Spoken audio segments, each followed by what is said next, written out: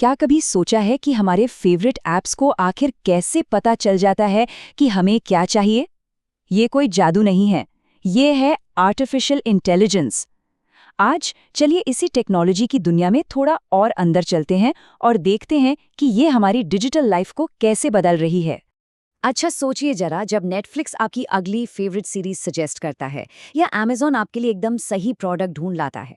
ये कोई कोइंसिडेंस नहीं है, ये एआई है जो पर्दे के पीछे काम कर रहा है और हमारे एक्सपीरियंस को एकदम स्मूथ और पर्सनल बना रहा है। अपने फोन के कैमरे को ही ले लीजिए। जब वो फोटोज में दोस्तों और परिवार को झट से पहचान लेता है, तो वो एआई ही तो है जो काम कर रहा है। और इसी वजह से उन यादों को शेयर करना कितना आसान हो गया है ना? और ऑनलाइन शॉपिंग का क्या? वो पर्सनल रिकमेंडेशंस जो हमारा ध्यान खींच लेते हैं, हाँ, वो भी एआई ही है जो हमारी ब्राउजिंग हिस्ट्री को एनालाइज करके हमें उन चीज़ों से मिलाता है जो हमें पसंद आ सकती हैं। और हाँ, सिरी और अलेक्सा जैसे वर्चुअल असिस्टेंट्स तो हैं ही। वो हमारी हर कमांड सुनते हैं। लेकिन इस इतनी आसान सी लगने वाली बातचीत के पीछे असल में चल क्या रहा है? यहीं से तो कहानी और भी इंटरेस्टिंग हो जाती है। तो सवाल ये है कि ये सारा जादू होता कैसे है? यहीं पर माइक्रोसॉफ्ट एज्योर जैसे प्लेटफॉर्म्स की एंट्री होती है। इसको ना डेवलपर्स के लिए एक शानदार एआई टूल बॉक्स की तरह समझिए। एक ऐसा बक्सा जिसमें वो सारे औजार हैं जो हमारे फेवरेट ऐप्स में ये स्मार्ट फीचर्स डालने के लिए चाहिए। अज्योर में एआई बनाने के कह सकते हैं दो मेन रास्ते हैं। एक, बिल्कुल स्क्रैच से शुरू करना, और दूसरा, पहले से बने बनाए सॉल्यूशंस का इस्तेमाल करना। हम आज बात करेंगे इन रेडीमेड टूल्स की। क्यों? क्योंकि ये एआई की ताकत को सिर्फ एक्सपर्ट्स तक ही नहीं रखते, बल्कि हम सबके हाथों में दे देते हैं। अब एक बहुत ही कमाल की चीज के लिए तैयार हो जाइए, एआई की सेंसेस यानी उसकी इंद्रियां। जरा सोचिए कि अगर हम अपने ऐप्स को देखने, सुनने और समझने की सुपर पावर दे पाएं तो एज्योर की कॉग्निटिव सर्विसेज के साथ बिल्कुल यही मुमकिन है। क्या हो अगर हमारा ऐप देख पाए? कंप्यूटर विजन के साथ वो देख सकता है। ये एआई को हमारी ही तरह विजुअल दुनिया को इंटरप्रेट करने मतलब समझने की पावर देता है। तो एक ऐप जो देख सकता है वो क्या क्या कर सकता है?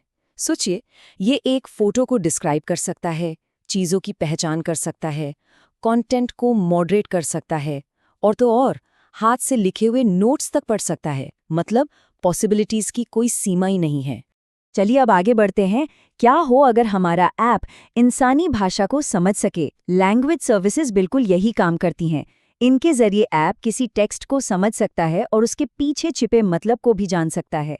और इस सुपर पावर्स से एक ऐप टेक्स्ट को एनालाइज करके सेंटिमेंट पता लगा सकता है। मतलब बात पॉजिटिव है या नेगेटिव, ये मेन टॉपिक्स को पहचान सकता है। और तो और फटाफट कई भाषाओं में ट्रांसलेट भी कर सकता है। मतलब कम्युनिकेशन के सारे बैरियर खत्म। और आखिर में चलिए अपने ऐप्स को सुनने और बोलने की पावर भी देते हैं। स्पीच सर्विसेज आवाज़ के जरिए बातचीत को मुमकिन बनाती हैं। इससे टेक्नोलॉजी थोड़ी और ह्यूमन फील होती है। मतलब ऐप्स हमारे बोले गए शब्दों को टेक्स्ट में बदल सकते हैं, टेक्स्ट को जोर से एक नेचुरल आवाज में पढ़ सकते हैं, और यहाँ तक कि बातचीत को रियल टाइम में ट्रांसलेट भी कर सकते हैं। ये सुनने में बिल्कुल फ्यूचर जैसा लगता है ना? तो अभी तक हमने एआई की अलग अलग सेंसेस को देखा, लेकिन क्या होता है जब हम इन्हें आपस में मिला देते हैं? असली जादू तो तभी होता है, और यहीं से हम सच में कुछ नया बनाना शुरू करते हैं। चैटबॉट्स इसका एक परफेक्ट एग्जाम्पल हैं। लैंग्वेज और स्पीच सर्विसेज को मिला के हम ऐसे इंटेलिजेंट असिस्टेंट्स बना सकते हैं जो हमसे एकदम नेचुरल तरीके से बात करते हैं। इसका काम करने का तरीका सरप्राइजिंगली सिंपल है। हम एक मैसेज भेजते हैं, एआई हमारे इरादे मतलब इंटेंट को समझता है और फिर एक्शन लेता है या जवाब देता है। ये एक स्मूथ कॉन्वर्सेशन है जो कई एआई सेंसेस के एक साथ काम करने से ही मुमकिन हो पाती है। अच्छा, चैटबॉट्स तो 1-to-1 बातचीत के लिए बढ़िया हैं, लेकिन तब क्या जब हमें बहुत सारी इन्फॉर्मेशन को एक साथ समझना हो? यहीं पर एक और पावरफुल कॉम्बिनेशन काम आता है, कॉग्निटिव सर्च। इसे अपने डेटा के लिए एक सुपर स्मार्ट सर्च इंजन समझिए, जो छुपी हुई इनसाइट्स को बाहर निकालने के लिए एआई की सारी सेंसेस का इस्तेमाल करता है। ये किसी एवरेज सर्च बार से बहुत ज्यादा है। सिर्फ कीवर्ड्स मैच करने के बजाय कॉग्निटिव सर्च आपके डॉक्यूमेंट्स और फोटोज के अंदर के कंटेंट को समझता है।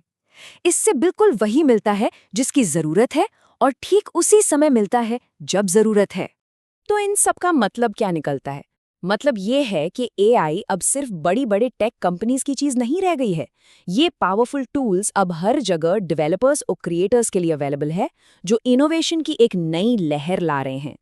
लेकिन जब टेक्नोलॉजी इतनी पावरफुल और इतनी एक्सेसिबल हो जाए, तो उसके साथ एक बहुत बड़ी जिम्मेदारी भी आती है। जैसे जैसे हम एआई को अपनी जिंदगी का हिस्सा बना रहे हैं, ये पक्का करना जरूरी है कि हम इसे सही तरीके से और जिम्मेदारी के साथ बना रहे हैं। यहाँ 3 मेन प्रिंसिपल्स हैं जो हमें गाइड करते हैं। पहला, फेयरनेस, यानी ये पक्का करना कि एआई सबके साथ एक जैसा बर्ताव करे। दूसरा, ट्रांसपेरेंसी, मतलब ये समझना कि एआई अपने फैसले कैसे लेता है। और तीसरा, अकाउंटेबिलिटी, यानी ये जानना कि इसके एक्शंस के लिए कौन जिम्मेदार है। तो आखिर में बात बस इतनी सी है, ये पावरफुल एआई टूल्स अब हर किसी की पहुंच में है, लेकिन इसी वजह से इन्हें सोच समझकर और जिम्मेदारी से बनाने की जरूरत पहले से कहीं ज्यादा बढ़ गई है। और ये सब हमें एक बहुत ही एक्साइटिंग सवाल पर लाकर छोड़ देता है। अब जब ये एआई टूल बॉक्स सबके लिए खुला है, तो हम अगला क्या बनाएंगे? फ्यूचर हमारे ही हाथों में है और पॉसिबिलिटीज, सच में उनकी कोई सीमा नहीं है।